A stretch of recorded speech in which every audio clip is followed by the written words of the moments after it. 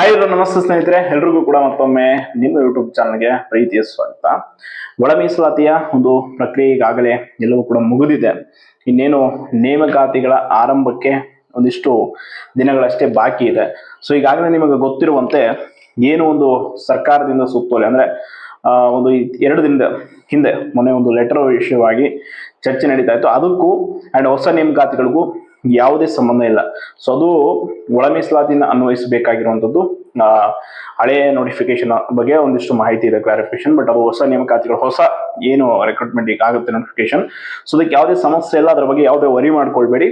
Upcoming notification sure ಆಗುತ್ತೆ. And ಇನ್ನೊಂದು ವಿಷಯ, ತುಂಬಾ ಪ್ರಶ್ನೆಯನ್ನು ಕೇಳ್ತಾ ಇದ್ರಿ, ಕೆಲವರು ಹೇಳ್ತಾ ಇರ್ತಾರೆ ಈ ಗ್ರೂಪ್ಗಳಲ್ಲಿ ಅದರಲ್ಲಿ ಮೆಸೇಜ್ ಮಾಡುವಾಗ, ಈ ಕೋಚಿಂಗ್ ಇನ್ಸ್ಟಿಟ್ಯೂಟ್ ಅವರು ಇವರು ಹೇಳ್ತಿರ್ತಾರೆ ನೋಟಿಫಿಕೇಶನ್ ಆಗುತ್ತಂತೆ, ಅಷ್ಟಾಗುತ್ತಂತೆ, ಇಷ್ಟಾಗುತ್ತಂತೆ, ಅದೇನು ಆಗಲ್ಲ ಹಂಗೆ ಅಂತವಕ್ಕೆಲ್ಲ ಕಿವಿ ಕೊಡಕ್ ಹೋಗ್ಬೇಡಿ. ಯಾಕಂದ್ರೆ ಸರ್ಕಾರದ ಮಟ್ಟದಲ್ಲಿ ಈಗ ಹಲವಾರು ಇಲಾಖೆಗಳಲ್ಲಿ ಖಾಲಿ ಹುದ್ದೆಗಳಿದೆ.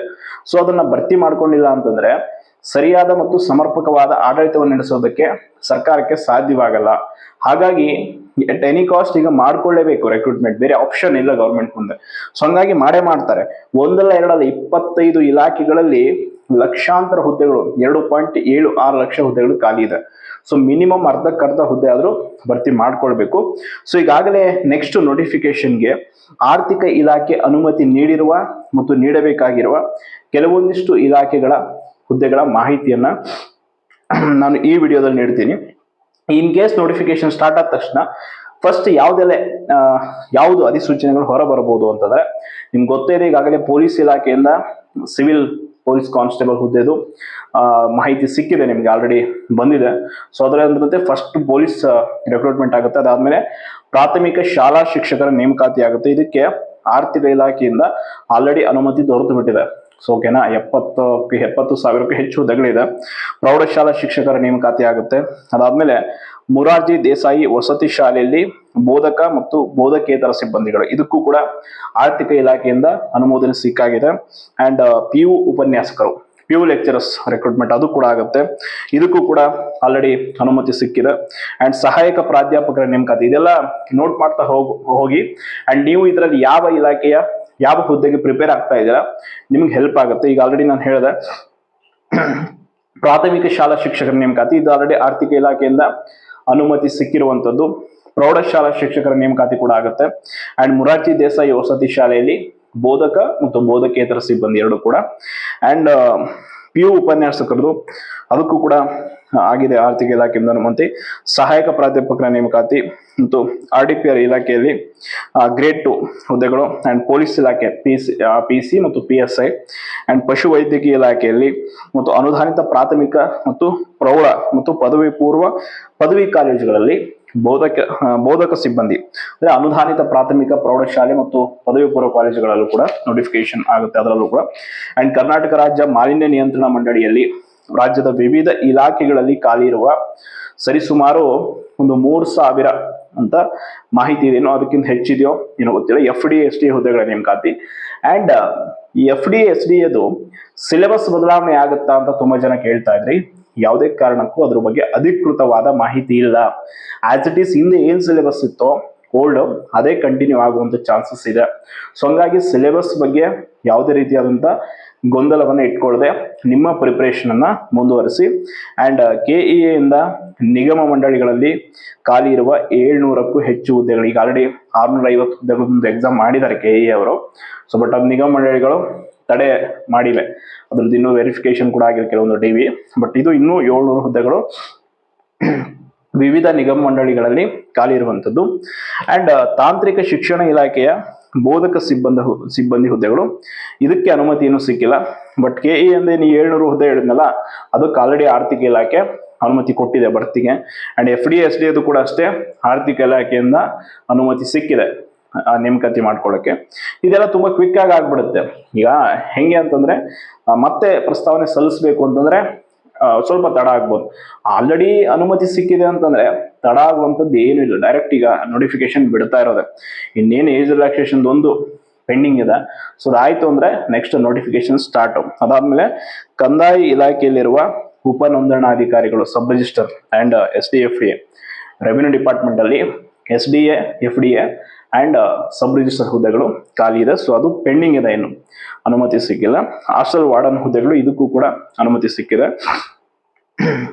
ಅಬಕಾರಿ ಇಲಾಖೆ, ಯಾರಿಗೆಲ್ಲ ಪೊಲೀಸ್ ಸಬ್ ಇನ್ಸ್ಪೆಕ್ಟರ್ ಆಗೋದಕ್ಕೆ ಆಗಲ್ಲ ಅಂತವ್ರಿಗೆ ಎಕ್ಸೈಸ್ ಸಬ್ ಇನ್ಸ್ಪೆಕ್ಟರ್ ಆಗೋದಕ್ಕೆ ಒಂದು ಒಳ್ಳೆ ಅವಕಾಶ ಈ ಬಾರಿ ಇದೆ. ಅಂಡ್ ಎಕ್ಸೈಸ್ ಗಾರ್ಡ್ ಕೂಡ ನೋಟಿಫಿಕೇಶನ್ ಆಗುತ್ತೆ with age relaxation.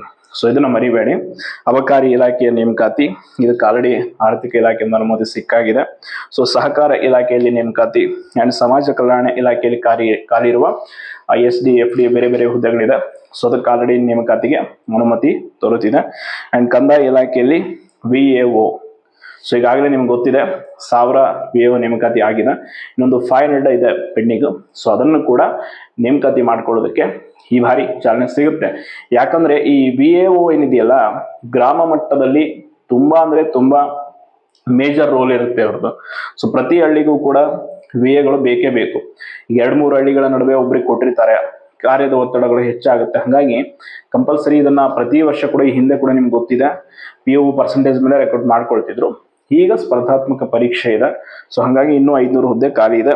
And panchayat Raj ಇಲಾಖೆಯಲ್ಲಿ ಖಾಲಿ ಇರುವಂತ ಹಲವಾರು ಹುದ್ದೆಗಳು ಅಂಡ್ ಕಿರಿಯ ಇಂಜಿನಿಯರಿಂಗ್ ಮುಗಿಸಿದಂಥವ್ರಿಗೆ JEE ಹುದ್ದೆಗಳು ಕೂಡ ಇದೆ. ಇದನ್ನು ಹೊರತುಪಡಿಸಿ ಇನ್ನು ಕೋರ್ಟ್ಗೆ ಸಂಬಂಧಪಟ್ಟಾಗೆ ನ್ಯಾಯಾಂಗ ಇಲಾಖೆಯಲ್ಲಿ ಅಂಡ್ ಅದಾದ್ಮೇಲೆ ಕೆಲವೊಂದಿಷ್ಟು ಅರಣ್ಯ ಇಲಾಖೆ ನೇಮಕಾತಿ ಆಗಿರ್ಬೋದು ಮತ್ತು ಬೇರೆ ಬೇರೆ ಹುದ್ದೆಗಳು ಇನ್ನೂ ಕೂಡ ಇದೆ. ಈಗ ನಾನು ಇದರಲ್ಲಿ 21 ಇಲಾಖೆದಷ್ಟೇ ಮಾಹಿತಿ ಕೊಟ್ಟಿದ್ದೀನಿ. ಸೊ ಇನ್ನೊಂದು 4-5 ಇಲಾಖೆಗಳದ್ದು ಕೂಡ ಪೆಂಡಿಂಗ್ ಇದೆ. ಅದು ಕೂಡ ಎಲ್ಲ ನೋಟಿಫಿಕೇಶನ್ ಮಾಡ್ತಾರೆ. ನೀವು ನೋಟಿಫಿಕೇಶನ್ 100% ಆಗುತ್ತೆ, ಅದ್ರ ಬಗ್ಗೆ ಡೌಟ್ ಇಲ್ಲ. ಬಟ್ ಏಜ್ ರಿಲ್ಯಾಕ್ಸೇಷನ್ ಕೊಡ್ತಾರೆ, ಅದು ಎಷ್ಟು ವರ್ಷ ಕೊಡ್ತಾರೆ ಅನ್ನೋದು ಸರ್ಕಾರದ ಮೇಲೆ ಬಿಟ್ಟಿದ್ದು. ಅಂದ್ರೆ 1 ಟೈಮ್ಗೆ 3 years ಕೊಡ್ತಾರ, 5 years ಕೊಡ್ತಾರೆ. ಯಾಕಂದ್ರೆ ಈ ಹಿಂದೆ 3 years ಕೊಟ್ಟಿದ್ರು, 3 ವರ್ಷದ ವಯೋಮಿತಿ ಸಡಿಲಿಕೆ 1 ಬಾರಿಗೆ ಕೊಟ್ಟಿದ್ರು. ಸೊ ಇದ್ರ ನಡುವೆ ಈಗ ಮತ್ತೆ ಹಳೆಯ ನೇಮಕಾತಿಗಳಿಗೆ ಆಲ್ರೆಡಿ ಆಗಿದೆ ಅಧಿಸೂಚನೆ, ಪರೀಕ್ಷೆ ಆಗಿರುವಂತದ್ರ ಬಗ್ಗೆ ಕೂಡ ಸ್ವಲ್ಪ ಗೊಂದಲ ಇದೆ. ಅದ್ರ ಬಗ್ಗೆ ನಿಮ್ಗೆ ಐ ಥಿಂಕ್ ಇನ್ನೊಂದು 2-3 ದಿನದಲ್ಲಿ ಕ್ಲಾರಿಫಿಕೇಶನ್ ಸಿಗುತ್ತೆ. ಅದು ಏನು ಮಾಡೋಕ್ಕಾಗಲ್ಲ. ಆ ರೀತಿ ಏನಾದ್ರು ಆಯ್ತು ಅಂತಂದ್ರೆ ಒಂದ್ ರೀತಿ ಮತ್ತೆ ಆಡ್ ಆಗ್ತಾ ಹೋಗ್ಬೋದು. ಆದ್ರೆ ಅಂತ ಹೇಳ್ತಾ ಇದ್ದೀನಿ, 100% ಆಗುತ್ತೆ ಅಂತಲ್ಲ, ಆದ್ರೆ ಆಡ್ ಆಗುತ್ತೆ ಅಷ್ಟೇ. ಆಗಿಲ್ಲ ಅಂದ್ರೆ ಈಗೇನಿದೆ ಇಷ್ಟು ನೋಟಿಫಿಕೇಶನ್ ಇದು ಶೋರ್ ಆಗಿ ಆಗುವಂಥದ್ದು. ಸೊ ಯಾರು ಕೂಡ ನೇಮಕಾತಿ ಆರಂಭದ ಬಗ್ಗೆ ಗೊಂದಲ ಇಟ್ಕೊಳಕ್ ಹೋಗ್ಬೇಡಿ.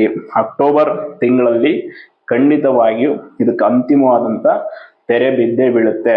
ಅಕ್ಟೋಬರ್ ತಿಂಗಳಲ್ಲೇ ಇನ್ಕೇಸ್ ಸ್ಟಾರ್ಟ್ ಆದ್ರೆ ನೋಟಿಫಿಕೇಶನ್ಗಳು ಸ್ಟಾರ್ಟ್ ಆಗುತ್ತೆ. ಅದಕ್ಕಿಂತ ಮುಂದಕ್ಕೆ ಹಾಕೋದು ಡೌಟ್. ಯಾಕಂದ್ರೆ ಆ ಕಡೆ ಎಲೆಕ್ಷನ್ ವಿಷಯ ಬಗ್ಗೆ ಕೂಡ ಪ್ರಸ್ತಾಪ ಇದೆ, ಅದನ್ನ ಕನ್ಫರ್ಮ್ ಇಲ್ಲ. ಅದು ಆಗೋಕ್ಕಿಂತ ಮುಂಚೆನೆ ನೋಟಿಫಿಕೇಶನ್ ಮಾಡುವಂತ ಸಾಧ್ಯತೆಗಳು ಹೆಚ್ಚಿದೆ. ಅಂಡ್ ಮೊಟ್ಟ ಮೊದಲು ಪೊಲೀಸ್ ಡಿಪಾರ್ಟ್ಮೆಂಟ್ ಇದು ತುಂಬಾ ಅರ್ಜೆಂಟ್ ಇರುವಂತದ್ದು. ಈಗ ಇವತ್ತು ಆಲ್ರೆಡಿ ಮತ್ತೆ ಪತ್ರಿಕೆಯಲ್ಲಿ ನೋಡಿರ್ತೀರಾ, ಲಕ್ಷಾಂತರ ಜನರಿಗೆ ಕೇವಲ 165 ಜನ ಅಷ್ಟೇ ಪೊಲೀಸರು ಇರುವಂತದ್ದು ರಕ್ಷಣೆಗೆ. ಸೊ ತುಂಬಾ ಅಂದ್ರೆ ತುಂಬಾ ಕಡಿಮೆ ಸಿಬ್ಬಂದಿಗಳು ನಮ್ಮಲ್ಲಿ ಕೆಲಸ ಮಾಡ್ತಾ ಇದ್ದಾರೆ. ಸೊ ಅದು ಕೂಡ ತುಂಬಾ ಪರಿಣಾಮವನ್ನು ಬೀರ್ತಾ ಇದೆ. ಈ ಕೆಲವೊಂದು ಕಾರ್ಯಕ್ರಮಗಳಿಗೆ ಮೊನ್ನೆಯಷ್ಟೇ ಬೆಂಗಳೂರಿನ ಚಿನ್ನಸ್ವಾಮಿ ಸ್ಟೇಡಿಯಂ ಅಲ್ಲಿ ನಡೆದಂತ ಕಾಲ್ ತುಳಿತ ಪ್ರಕರಣದಲ್ಲಿ ನೋಡಿದ್ದೀರಾ, ಪೊಲೀಸರದ್ದು ಯಾವ ರೀತಿ ಎಫರ್ಟ್ ಇತ್ತು. ಬಟ್ ಏನು ಮಾಡೋಕ್ಕಾಗಲ್ಲ, ಆ ಪ್ರಮಾಣದ ಜನ ಸೇರಿದಾಗ ಸಿಬ್ಬಂದಿಗಳ ಕೊರತೆ ಆಗುತ್ತೆ. ಹಲವಾರು ಇಲಾಖೆಗಳಲ್ಲಿ ತುಂಬಾ ವೇಕೆನ್ಸೀಸ್ ಇದೆ. ಸೊ ಫಿಲ್ ಮಾಡ್ತಾರೆ, ಡೋಂಟ್ ವರಿ ಅಂತ ಹೇಳ್ತಾ ಧನ್ಯವಾದಗಳು.